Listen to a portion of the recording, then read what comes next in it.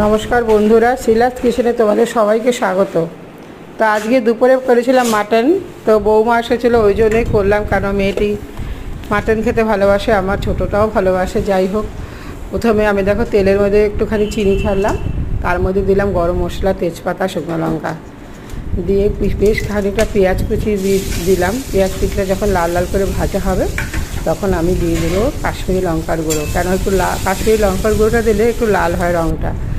আর মাটনটা আমার বৌমা আদা, পেঁয়াজ, রসুন, টক দই, টমেটো, তারপরে তোমার হচ্ছে জিরে ধনে গুঁড়ো দিয়ে কাশ্মীরি লঙ্কার গুঁড়ো সব কিছু দিয়ে ভালো করে ম্যারিনেট করে রেখে দিয়েছিল 1 ঘন্টা। আর তার মধ্যে আমি একটু পেঁপে কুড়িয়ে দিয়েছিলাম, কেন মাংসটা আমি পুরো কড়াইতে করেছি, মানে কোনো প্রেশার কুকারে দিইনি। এবার দেখো মাংসটা এবার ভালো করে যখন কষানো হলো, পুরো তেল ছেড়ে দিয়েছে।